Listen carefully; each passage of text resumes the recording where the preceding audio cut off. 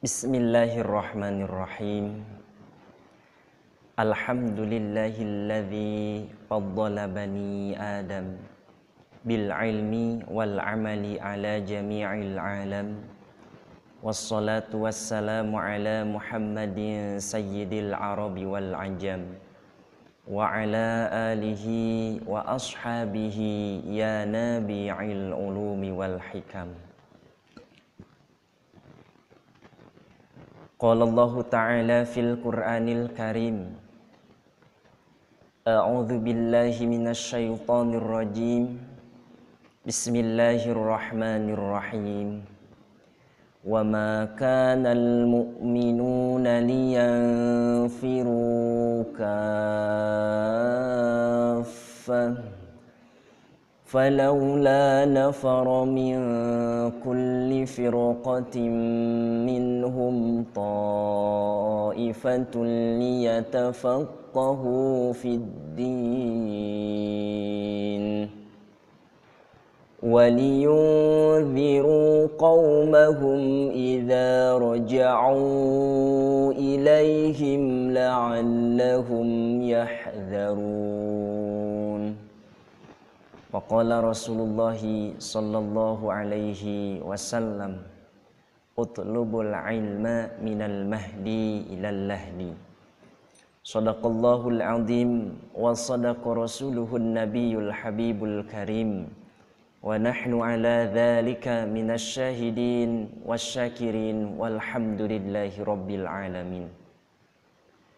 Puji dan syukur marilah kita sama-sama panjatkan kehadirat Allah yang Maha Ghafur, yang mana alhamdulillah pada kesempatan kali ini kita semua dapat bertatap muka, berkumpul, yang semoga pertatapan muka kita kali ini, perkumpulan kita kali ini menjadikan sebuah sebab turunnya rahmat dan maghfirah dari Allah Subhanahu wa ta'ala. Semoga pada kesempatan kali ini kita semua selalu ada dalam naungan ridho dan maghfirah dari Allah Subhanahu wa ta'ala. Salawat dan salam semoga selamanya terlimpah curahkan kepada baginda tercinta yakni Nabi Muhammad sallallahu alaihi wasallam. Rekan-rekan yang Bapak banggakan, baiklah, pada kesempatan kali ini mari kita awali pembelajaran kita kali ini dengan sama-sama mengucapkan basmalah. Bismillahirrahmanirrahim. Baik rekan-rekan, sebelum dimulainya pembelajaran, silahkan BRTT-kan terlebih dahulu di tempatnya masing-masing, bersih, rapi, tertib, teratur, agar pembelajaran kita kali ini lebih kondusif. Rekan-rekan yang Bapak banggakan, pada kesempatan kali ini kita akan melanjutkan kembali pembelajaran akhlak, yaitu dengan referensi dari kitab Ta'limul Muta'allim. Bapak bawa kitabnya, ini kitab Ta'limul Muta'allim, yang mana pada kesempatan kali ini kita melanjutkan pembahasan kita, yaitu faslun fi ta'dhimil ilmi wa ahlihi. Baik rekan-rekan yang sudah ada kitabnya, boleh dilihat di halaman ke-19. Halaman ke-19. Dua ya, dari bawah itu ada faslun fi ta'dhimil ilmi wa ahlihi. Baik, kita sama-sama mulai. Bismillahirrahmanirrahim. Faslun fi ta'dhimil ilmi wa ahlihi. Pada kesempatan kali ini yang akan kita bahas adalah fi ta'dhimil ilmi wa ahlihi. Dalam rangka poin besarnya, bagaimana caranya kita mengagungkan ilmu dan kita menghormati ahli ilmu.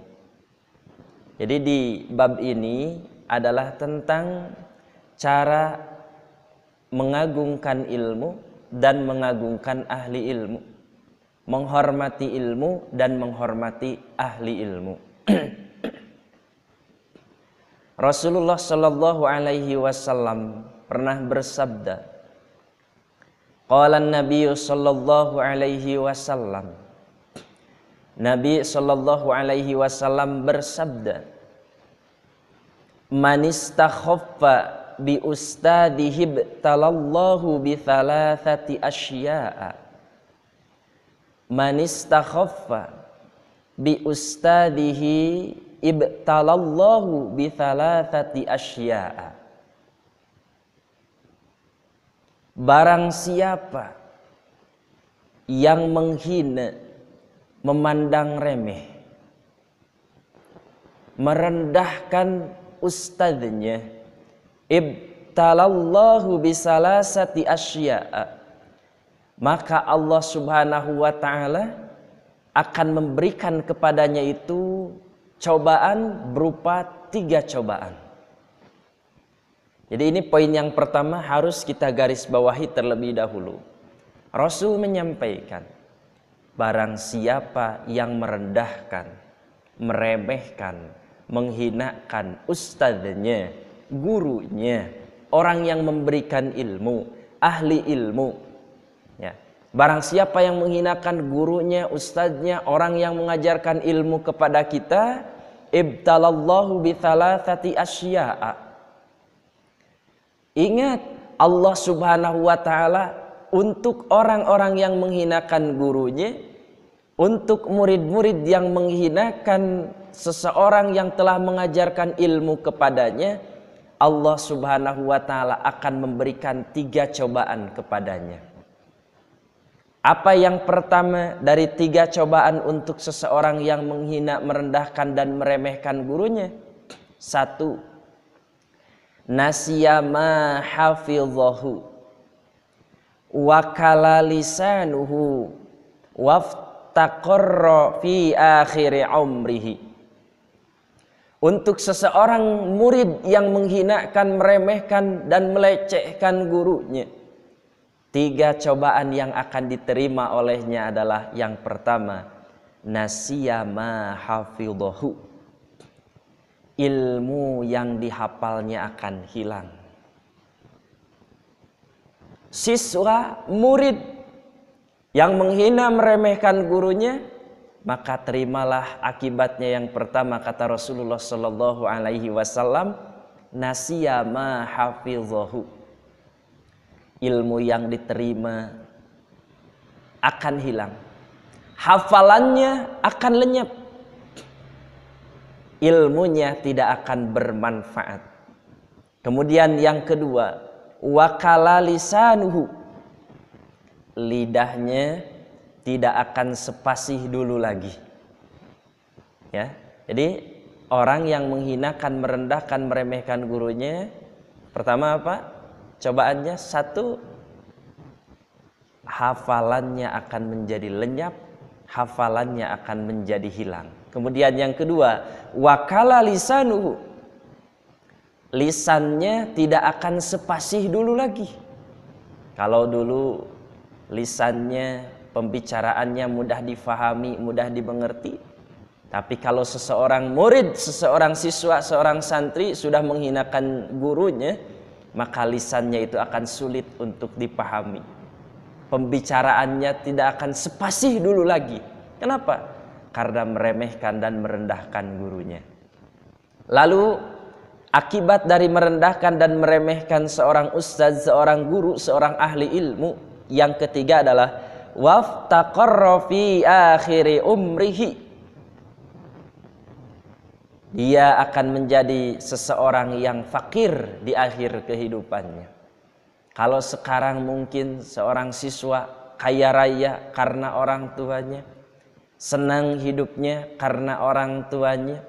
Tapi kalau sudah merendahkan, menghinakan, meremehkan ustaznya, meremehkan gurunya, ingatlah, maka kata Rasulullah Shallallahu Alaihi Wasallam, waftaqarra fi akhiri umrihi, akan menjadi seseorang yang fakir akan menjadi seseorang yang miskin, akan menjadi seseorang yang susah dalam umurnya, dalam kehidupannya.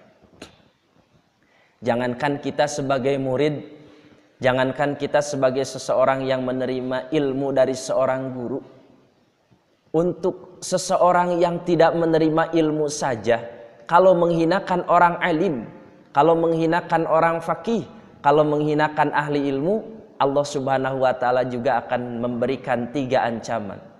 Melalui Rasulullah sallallahu alaihi wasallam, Rasul bersabda, "Sayati zamanun ala ummati yafirruna minal ulama'i wal fuqaha."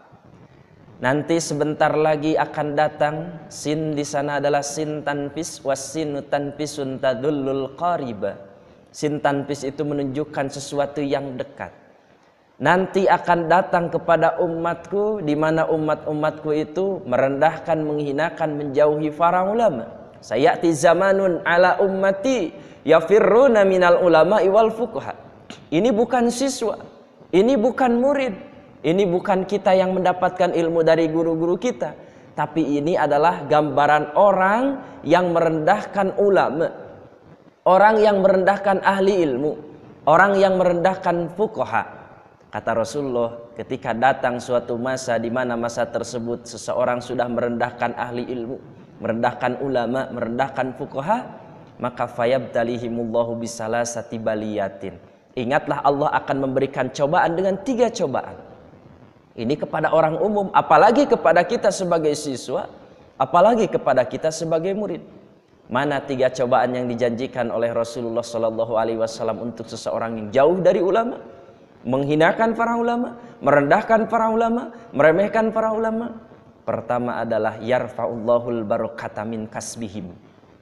Allah akan mengangkat keberkahan dari apa yang ia usahakan, dari kasabnya, dari hasil perusahaannya. Allah angkat, cabut keberkahannya. Mungkin saja nilainya besar, tapi masalahnya jauh lebih besar. Mungkin saja nominalnya gede, tapi utangnya bisa jadi lebih gede. Mungkin saja angkanya besar, tetapi kesusahannya, kesulitannya, ketenangannya dalam hati, rasa bahagia yang dicabut oleh Allah Subhanahu wa taala. Ini yang pertama. Yarfa'ullahul barakata min kasbihim. Allah akan mencabut keberkahan dari kasabnya. Yang kedua, yusallitullahu ta'ala sultanan doliman. Yusallitullahu ta'ala alaihi sultanan doliman. Allah akan memberikan seorang pemimpin yang dolim kepada orang yang sudah menghinakan ulama, jauh dari para ulama. Seorang istri yang sudah jauh dari ulama, menghinakan ulama, Allah akan kasih suami yang dolim. Seorang suami apabila jauh dari para ulama, Allah akan kasih seorang istri yang zalim. Seorang anak apabila sudah merendahkan jauh dari para ulama, Allah akan kasih keluarga-keluarga yang zalim. Ini sangat luar biasa. Kemudian yang ketiga adalah yakhrujuna minad dunya bighairi iman. Seseorang yang sudah jauh dari ulama, merendahkan ahli ilmu, menghinakan ahli ilmu, meremehkan para ulama, apalagi meremehkan guru, yakhrujuna minad dunya bighairi iman. Keluar dari dunia tanpa membawa iman. Artinya mati dalam keadaan su'ul khatimah. Ini sebagai awalan, kita sudah bisa menyimpulkan seorang siswa yang meremehkan dan merendahkan gurunya akan mendapat 3 cobaan. Apa 3 cobaan itu? Pertama, nasya ma hafidhahu, akan lupa hafalan-hafalan yang telah dihafalnya. Kemudian yang kedua, wakala lisanuhu, akan menjadi sulit pembicaraannya, itu sulit difahami, sulit dimengerti, lisannya sudah tidak sepasih dulu lagi.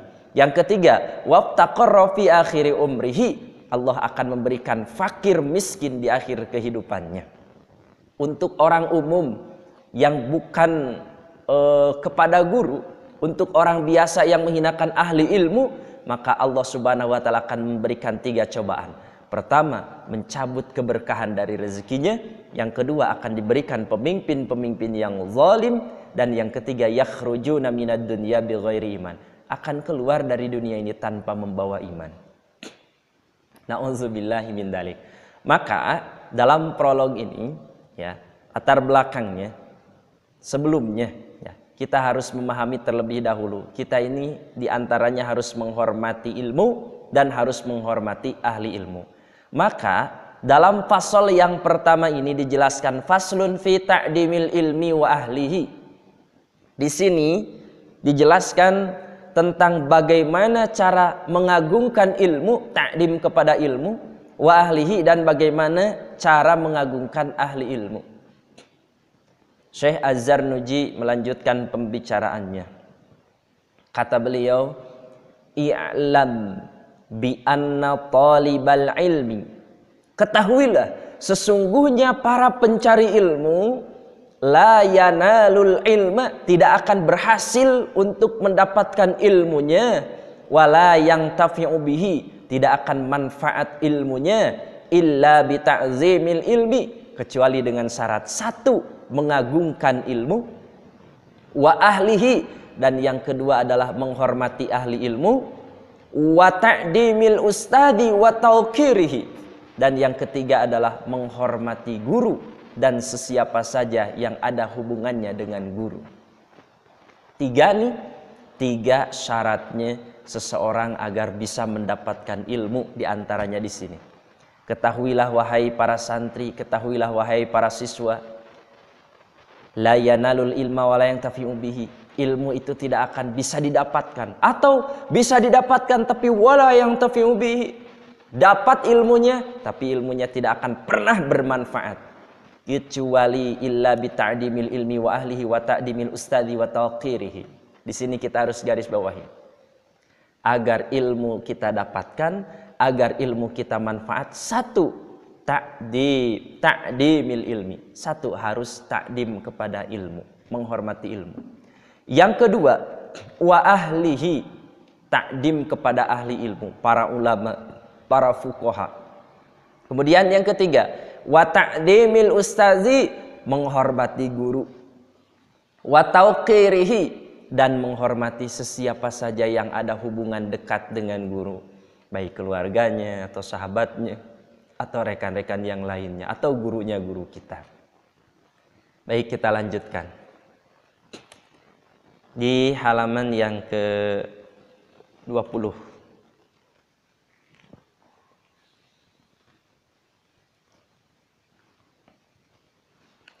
Wa min ta'zimil ilmi, dan di antara mengagungkan ilmu, dan yang termasuk di antara sebahagian dari cara mengagungkan ilmu, ta'zimul muallimi, yaitu mengagungkan orang yang mengajarkan ilmu kepada kita. Di antara bukti kita menghormati ilmu itu adalah ta'zimul muallim. Kita ta'dim, hormat kepada para pengajar ilmu. Kita ta'dim, hormat kepada guru-guru kita. Qala Aliyun karramallahu wajhahu, ana abdu man allamani harfan wahidan, insya'a ba'a wa insya'a a'taqa wa insya'a istaraqa. Ini sangat luar biasa sekali. Kata Sayyidina Ali karramallahu wajhah, ana abdun man allamani harfan. Ana abdun man allamani harfan. Saya adalah hamba sahaya, kata Sayyidina Ali.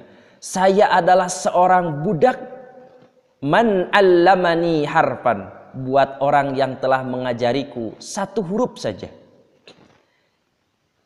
Saya adalah seorang budak, saya adalah hamba sahaya untuk seseorang yang telah mengajariku satu huruf saja.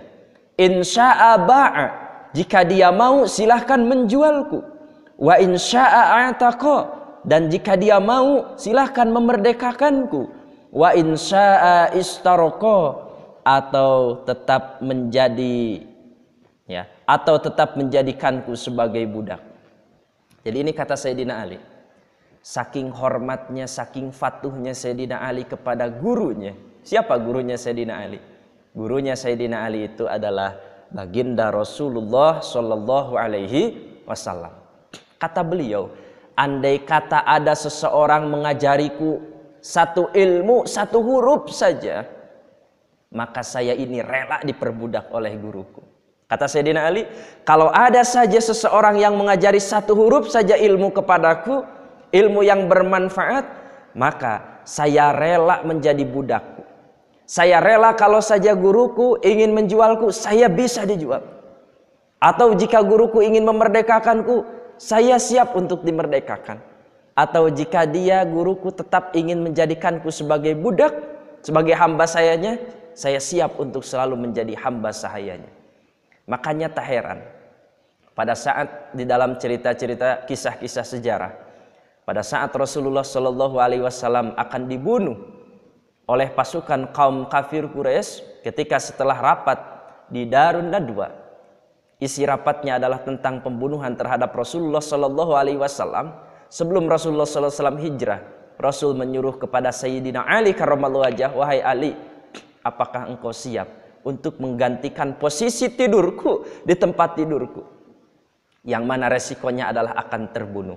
Kata Sayyidina Ali, saya siap ya Rasulullah, saya siap ya Rasulullah. Andai kata Ali harus terbunuh malam ini, nanti akan lahir beribu-ribu Ali, wahai Rasulullah Sallallahu Alaihi Wasallam. Rasul sampai memujinya. Kata Rasulullah Sallallahu Alaihi Wasallam, la fata illa aliya, wala saifa illa zulfikar. Tidak ada pemuda sehebat engkau wahai Ali, dan tidak ada pedang sehebat Zulfikar. Ini membuktikan bahwa Sayyidina Ali kepada gurunya, kepada seseorang yang mengajari ilmu kepadanya, itu menjadikan dirinya itu sebagai hamba sahaya, rela diperbudak, rela diperintah apapun, sami'na wa ata'na. Apa yang didengar, dituruti, didengar, diikuti, didengar, diikuti. Ya. Padahal saat itu ada Abu Bakar. Ali tidak protes, ya Rasulullah, Abu Bakar aja yang tuaan dikit, saya kan masih muda, belum nikah juga, begitu-begitu. Tidak. Tapi Ali menyebutkan, siapa saja yang mengajariku ilmu satu huruf saja, saya rela menjadi budaknya. Saya kalau misalkan guru saya ingin menjual saya rela untuk dijualnya. Kalau ingin saya itu dimerdekakannya, saya rela untuk dimerdekakannya. Atau tetap saya ini menjadi budaknya, saya rela untuk menjadi budaknya. Ini sangat luar biasa pelajaran dari Sayyidina Ali karramallahu wajhah. Makanya tak heran Sayyidina Ali karramallahu wajhah ini menjadi seorang sahabat Nabi yang sangat luar biasa, masyhur dalam keilmuannya. Ya, Rasul pernah menyebutkan, ana madinatul ilmi wa ali babuha. Saya adalah kotanya ilmu. Jika kalian ingin mengetahui ilmu-ilmu yang banyak, wa ali babuha. Pintunya, kuncinya itu ada pada Sayyidina Ali karramallahu wajhah. Ya, itu artinya sangat bermanfaat sekali ilmu apabila kita menghormati ahli ilmu. Ayo lanjutkan. Ra'aitu ahaqqal haqqi haqqal muallim. Tidak ada hak yang lebih besar kecuali haknya guru. Wa aujabahu hifdan ala kulli muslimin. Ini wajib dipelihara oleh setiap orang-orang Islam. Laqad haqqa ayyuhda ilaihi karamatan lita'limi harfin wahidin alfu dirhamin. Fa inna man allamaka harfan mimman tahtaju ilaihi fid din fahuwa abuka fid din. Ini posisi guru, posisi seseorang yang mengajarkan ilmu kepada kita. Bahasa di sini di dalam kitab Ta'limul Muta'allim disebutkan, fa inna man allamaka harfan mimma tahtaju ilaihi fid din. Siapa saja guru yang telah mengajari ilmu kepada kalian satu huruf saja, mimma tahtaju ilaihi fiddin, yang engkau butuhkan dalam masalah agama, fahuwa abuka fiddin, maka gurumu itu adalah ayahmu dalam agama. Di posisi guru itu menggantikan ayah kita.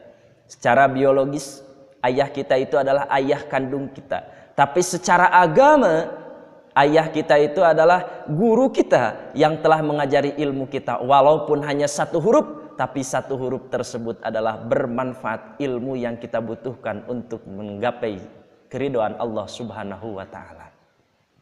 Baik, rekan-rekan, kita lanjutkan. Wa kana ustaduna Asy-Syaikhul Imam Sadiduddin As-Sayrazi yaqulu qala masyayikhuna man arada, man barang siapa manusia. Man ini adalah isim mausul, artinya siapa saja, mau laki-laki, mau perempuan, mau tua, mau muda, mau anak-anak santri ataupun bukan santri, mau anak sekolah ataupun bukan. Ini sifatnya syumuliyah, universal secara menyeluruh kepada siapa saja. Man arada, barang siapa yang bermaksud menginginkan ayyakuna ibnuhu aliman, barang siapa seseorang yang ingin mempunyai anak, anaknya itu menjadi seorang yang alim, anaknya itu menjadi seseorang yang paham terhadap ilmu, anaknya itu menjadi seseorang yang paham terhadap agama, maka payan bagi ayyura'iyal guroba'a minal fuqaha'i, perlu untuk dia harus menghormati para fuqaha, perlu untuk dia harus menghargai para fuqaha, wa yukrimahum, dan memuliakan mereka, wa yu'azzimahum, dan mengagungkan mereka, wa yu'tiyahum syai'an, dan kalau kita punya harta lebih, bersedekahlah kepada para ahli ilmu, kepada para fuqaha. Fa illam yakun ibnuhu aliman, maka andai kata anaknya tidak menjadi orang yang alim, yakunu hafizuhu aliman, maka cucunya pasti akan menjadi orang yang alim. Ini disampaikan oleh Ustadzuna Syekhul Imam Sadiduddin Asy-Syairazi. Beliau menyebutkan seperti ini. Tentu rekan-rekan nanti sekarang mungkin belum berpikir punya anak ya, tapi rekan-rekan nanti ya setelah menikah pasti ya, setelah menikah pasti kalau Allah berikan amanah titipan seorang anak, kita akan memiliki anak. Dan tentu kita kalau punya anak itu ingin anak yang baik, ingin anak yang soleh, ingin anak yang berilmu, ingin anak yang berbakti kepada kedua orang tua. Nah, di sini ada resepnya dari Syekh Imam Sadiduddin Asy-Syairazi. Dia berkata, Syekh berkata, kata Syekh, barang siapa yang menginginkan punya anak, anaknya ini menjadi seorang ahli ilmu, anaknya ini menjadi seseorang yang cerdas luar biasa dalam keilmuannya, anaknya ini menjadi seseorang yang alim, seseorang yang sangat berilmu, maka resepnya di sini adalah ayyura'iyal guroba'a minal fuqaha, maka hendaklah harus menghargai, menghormati, mengagungkan, dan kalau punya harta lebih, bersedekahlah kepada ahli ilmu, kepada para fuqaha. Ya. Resepnya kalau kita ingin punya anak itu berilmu, kalau kita ingin punya anak seseorang yang paham terhadap ilmu, pertama adalah muliakanlah ahli ilmu, muliakanlah guru-guru kita, hormatilah guru-guru kita, maka nanti anak kita akan menjadi anak yang berilmu. Di sini sampai ditegaskan, ya, sampai ditegaskan fa illam yakun ibnuhu aliman yakunu hafizuhu aliman. Andai kata kita sudah berbuat baik kepada ahli ilmu, kita sudah bersedekah kepada ahli ilmu, kita sudah mengagungkan ahli ilmu, kita sudah menghormati orang-orang yang berilmu, kata beliau fa illam yakun ibnuhu aliman yakunu hafizuhu aliman. Andai kata sudah kita lakukan yang tadi seperti itu, dan kalau saja anaknya itu tidak menjadi orang yang alim, pasti dia akan memiliki cucu yang alim. Ini adalah resep buat kita. Kalau kita menginginkan keturunan yang baik, kalau kita menginginkan keturunan yang pintar, kalau kita menginginkan anak-anak kita menjadi anak-anak yang cerdas, maka kita hargai, hormati, agungkan para ahli ilmu. Ya. Lalu kita lanjutkan. Wa min tauqiril muallim, wa min tauqiril muallimi, dan di antara cara untuk menghormati guru. Ini resep yang selanjutnya. Kalau tadi adalah cara mendapatkan ilmu, di antara cara mendapatkan ilmu itu adalah dengan cara menghormati guru. Nah, di sini poin selanjutnya adalah wa min tauqiril muallimi, Dan di antara cara untuk menghormati guru, pertama, alla yamshiya amamahu. Menghormati guru yang pertama, alla yamshiya amamahu. Tidak boleh berjalan di depan guru kita. Tidak boleh berjalan-jalan di depan guru kita. Ini cara kita menghormati guru. Otomatis ketika kita sudah menghormati guru, kita akan dipermudah oleh Allah Subhanahu wa taala diberikan ilmu, dan ilmunya adalah ilmu nafi', ilmu yang akan bermanfaat. Pertama, cara menghormati guru itu adalah alla yamshiya amamahu. Jangan berjalan di depan guru. Kecuali kalau guru kita yang menyuruh kita berjalan di depannya. Di dalam kitab akhlak yang lain disebutkan cara kita berjalan di depan guru atau bersama orang tua itu ada dua cara, tergantung kondisi. Kalau di malam hari, kalau kita berjalan dengan guru di malam hari, hendaknya kita berada di depan. Tapi kalau berjalan dengan guru atau dengan orang tua kita itu di siang hari, maka hendaknya kita memposisikan posisi kita berjalan itu di belakangnya. Kenapa kalau malam hari kita memposisikan diri di depan? Untuk memastikan bahwa setiap langkah yang diinjak oleh guru kita, setiap langkah yang diinjak oleh orang tua kita, itu dalam posisi dan keadaan aman. Kita pastikan terlebih dahulu bahwa setiap yang diinjak guru, setiap yang diinjak orang tua kita, itu adalah posisinya, posisi yang aman. Jangan malah sebaliknya. Ya. Jangan malah sebaliknya. Ini sudah krisis mental, krisis akhlak yang sangat luar biasa. Tak sedikit anak-anak sekarang, gurunya bawa kendaraan, kemudian gurunya mengajar, izin keluar, Pak izin. Ketika izin keluar, ban motornya dikeluarkan anginnya sampai kempes, nanti gurunya dorong-dorong motornya, dorong-dorong kendaraannya, apalagi mobilnya, ya itu seperti itu.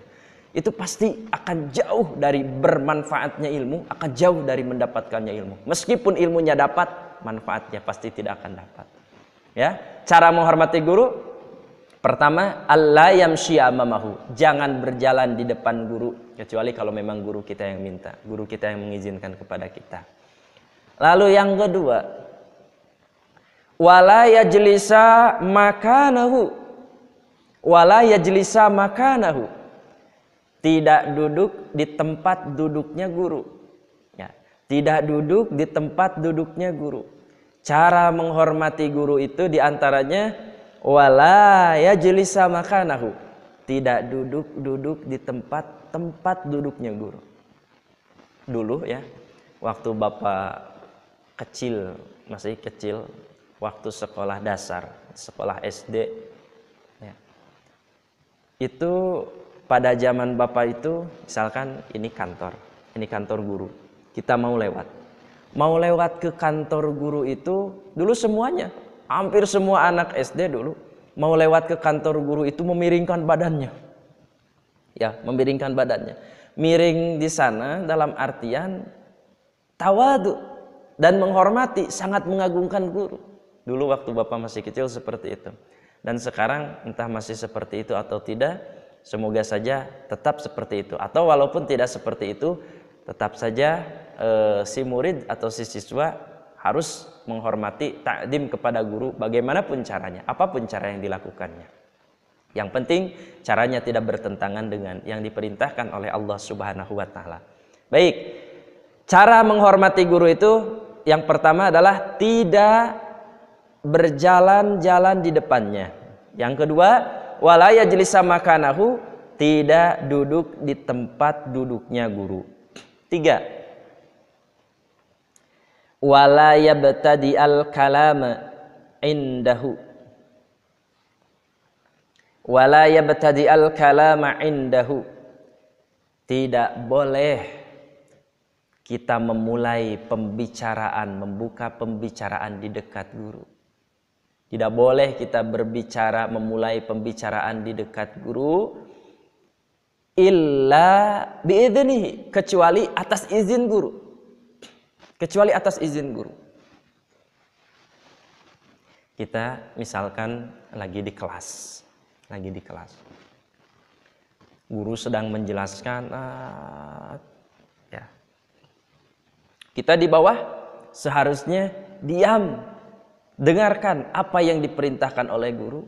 Diam, dengarkan apa yang disampaikan oleh guru.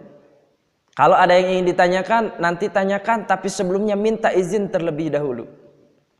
Nah, jangankan bertanya, di sini memulai pembicaraan juga harus atas seizinnya guru.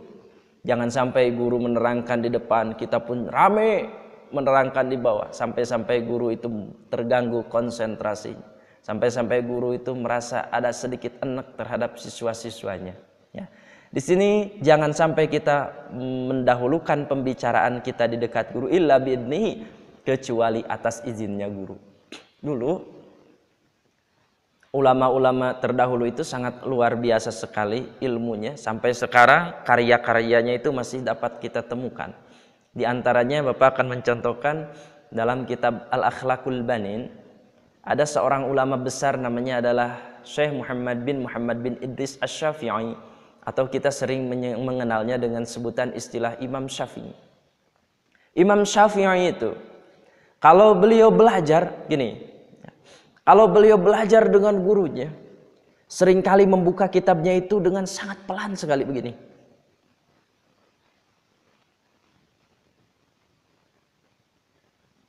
Membuka kitab, lembaran-lembaran kertasnya itu dengan sangat pelan sekali.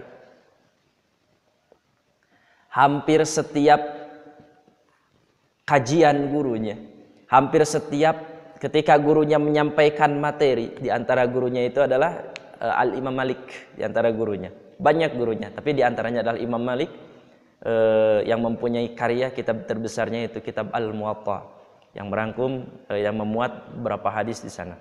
Nah, Imam Syafi'i kalau membuka lembaran-lembaran kitab itu dengan sangat telaten sekali, lembut sekali, halus sekali.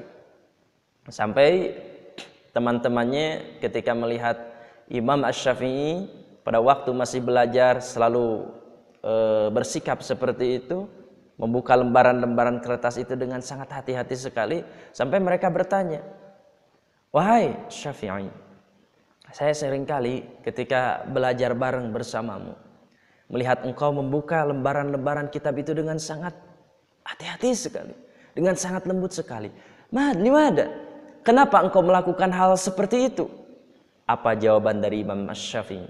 Kata Imam Syafi'i, "Saya khawatir ketika saya membuka lembaran-lembaran kertas itu, kertas tersebut berbunyi, berbisik, sehingga suara dari kertas itu mengganggu konsentrasi guruku, mengganggu pikiran guruku.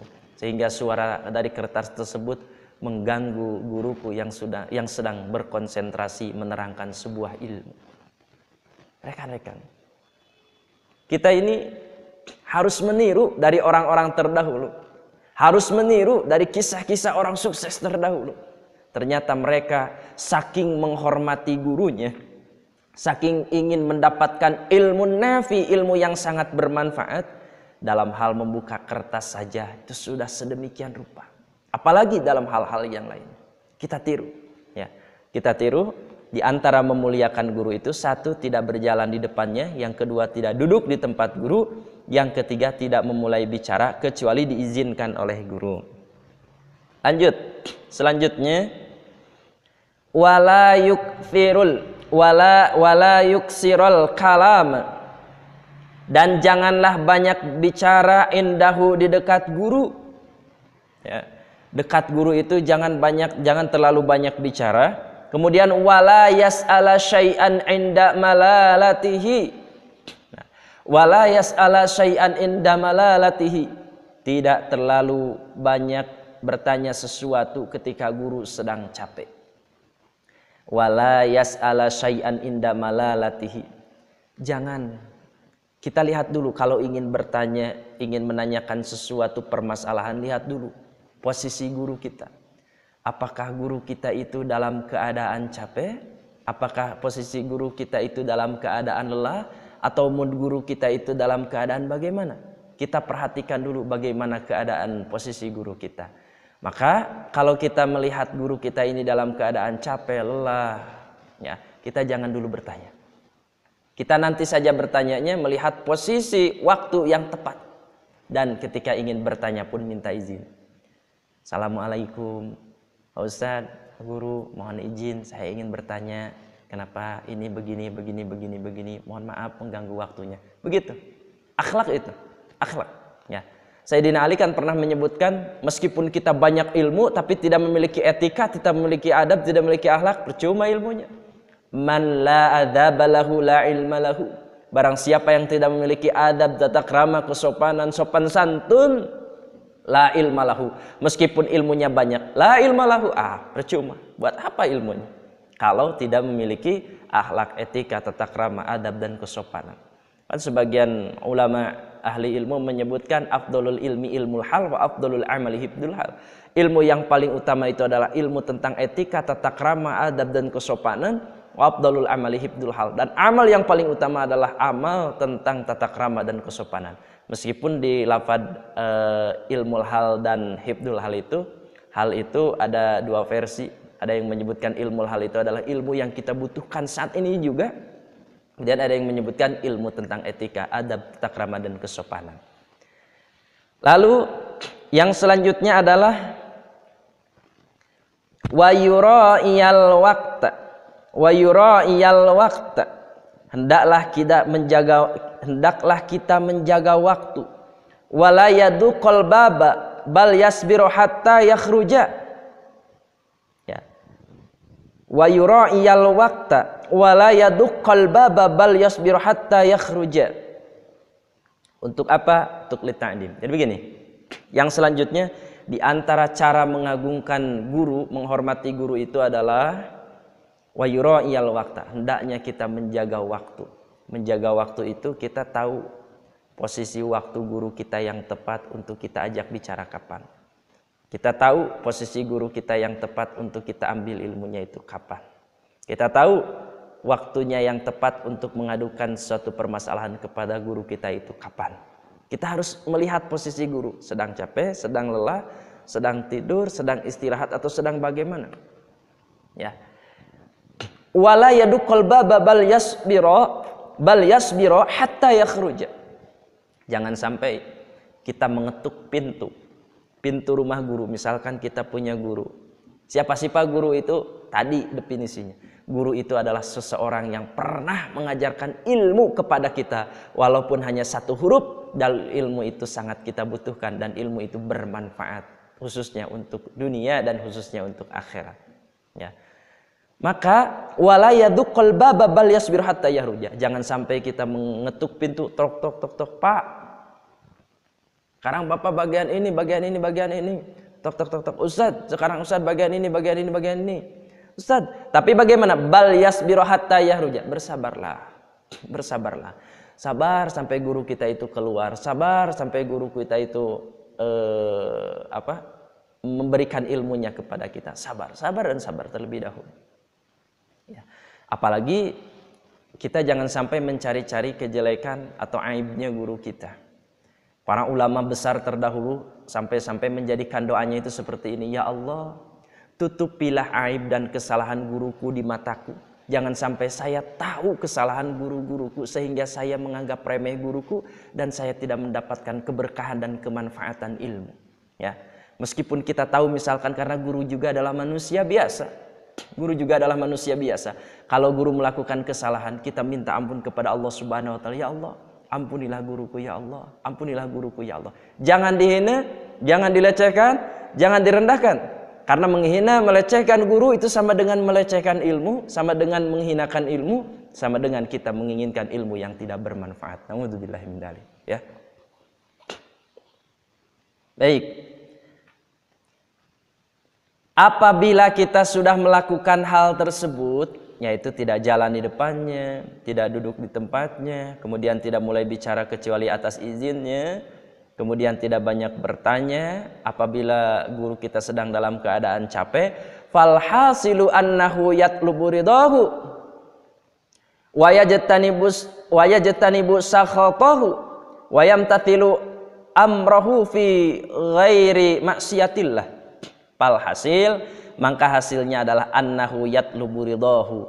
Kita melakukan semua itu yang tadi adalah untuk mendapatkan ridhonya guru, untuk mendapatkan restunya dari guru, ridhonya dari guru. Apabila apa yang kita lakukan itu adalah sesuatu hal yang baik, maka Allah Subhanahu wa taala akan berikan ridho kepada kita. Ketika Allah memberikan ridho kepada seorang murid atas ridho dari gurunya, maka Allah Subhanahu wa taala akan memberikan ilmu, kemudahan kepada diri kita, wasilah dari gurunya. Kemudian wayajtanibu sakhatahu. Ya. Yang pertama, kita harus menjadi seorang murid yang disenangi guru. Itu yang pertama. Kedua, wayajtanibu sakhatahu. Menjauhi hal-hal yang dibenci oleh guru. Jauhi hal-hal yang dibenci oleh guru dari kelakuan kita, dari sikap kita. Apapun yang dibenci oleh guru kita, maka jauhilah. Karena hal tersebut akan mengundang hilangnya keberkahan ilmu dari diri kita. Lalu wa yamtathilu amrahu fi ghairi maksiatillahi ta'ala. Wa yamtathilu amrahu, mematuhi segala perintahnya, mematuhi semua perintahnya. Tapi di sini digarisbawahi, karena guru juga adalah manusia, mematuhi segala perintahnya, mematuhi segala apa yang diperintahkan oleh guru itu dalam catatan fi ghairi maksiatillahi ta'ala, dalam catatan perintahnya itu bukan dalam rangka bermaksiat kepada Allah Subhanahu wa taala. Mohon maaf, andai kata ada guru, kemudian guru tersebut mengajak, memerintah kepada kita itu untuk melakukan keburukan-keburukan, untuk melakukan kemaksiatan-kemaksiatan kepada Allah Subhanahu wa taala, jangan kita ikuti. Kenapa? Karena hal tersebut tidak boleh kita ikuti andai kata dalam rangka bermaksiat kepada Allah Subhanahu wa taala. Siapapun ya yang mengajarkan kepada kita untuk bermaksiat kepada Allah Subhanahu wa taala, baik itu guru, baik itu orang tua, baik itu suami, baik itu istri, kalau dalam bermaksiat kepada Allah Subhanahu wa taala, tidak ada wajib kita ikut, tidak ada wajib kita taat. Dan ketika kita membantah sekalipun, kita tidak akan mendapatkan malapetaka apa-apa. Tapi dengan bantahan-bantahan qaulan karim, ucapan-ucapan yang baik, ucapan-ucapan yang mulia.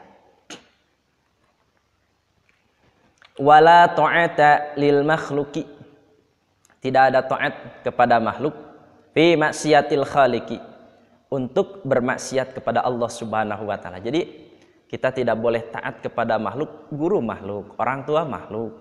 Semua yang Allah ciptakan di dunia ini makhluk, tidak wajib kita taat kepada makhluk dalam rangka bermaksiat kepada Khalik, kepada Allah Subhanahu wa taala. Baik rekan-rekan, perhatikan lagi. Selanjutnya di halaman ke-21. Di antara memuliakan guru itu adalah, di antara menghormati guru itu adalah wa min tauqiri auladihi, dan di antara menghormati guru itu adalah hormat kepada anak-anaknya. Kalau kita punya seorang guru, kalau kita punya seorang ustaz, dan ustaz itu punya anak, punya keluarga, di antara cara untuk menghormati guru, di antara cara untuk menghormati ustaz itu adalah hormat pula kepada anak-anaknya, hormat pula kepada keturunan-keturunannya. Wa may yata'allaqu bihi, dan orang-orang yang ada hubungan kerabat dengannya. Siapapun yang ada hubungan kedekatan dengan guru kita, di antara kita untuk menghormati guru itu adalah menghormati siapa saja yang ada hubungannya dengan guru kita. Di sini dijelasnya, di tengahnya dijelaskan bin nasabi au bis sababi. Dekat dengan guru kita itu bisa dengan nasab, dengan keturunan, atau ada sebab lain yang menyebabkan guru kita itu dekat dengan orang-orang tertentu. Maka orang-orang tertentu yang dekat dengan guru kita itu harus kita hormati pula. Di antara ciri bahwa kita itu menghormati guru kita. Ya, itu rekan-rekan. Jadi di sini dalam kitab Ta'lim al-Muta'allim ini sangat luar biasa sekali.